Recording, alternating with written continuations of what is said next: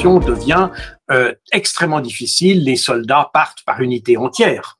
Alors, bon, si je comprends bien, la Russie s'attendait à une dégradation de la situation, peut-être pas à une guerre fratricide parce qu'elle aurait pu être gérée, j'ai envie de dire, en famille en quelque sorte, en famille slave.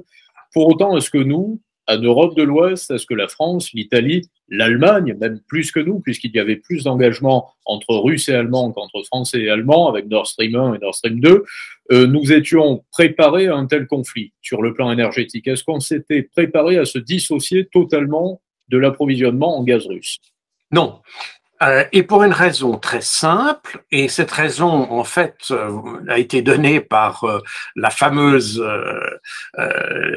cette fameuse déclaration de Bruno Le Maire, je ne sais plus sur quelle chaîne, où il avait dit que les sanctions allaient permettre l'effondrement de la Russie.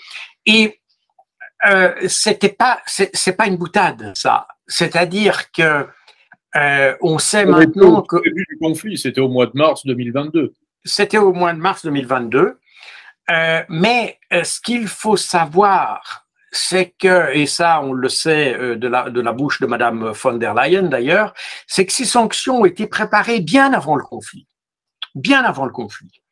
déjà en 2021.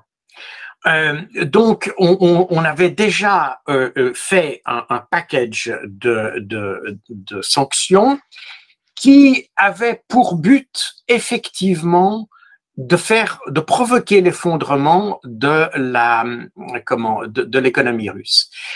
Et en 2019, vous avez un document que j'ai cité plusieurs fois, qui est un document de la Rand Corporation qui s'intitule Extending Russia, et qui décrit une méthode pour provoquer l'effondrement précisément de la Russie.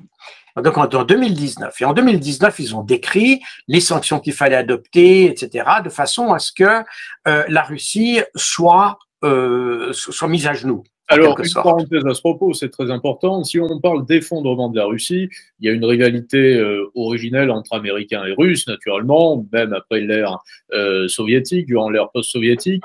Un effondrement de la Russie profiterait-il réellement à l'Europe que nous représentons, à l'Union européenne?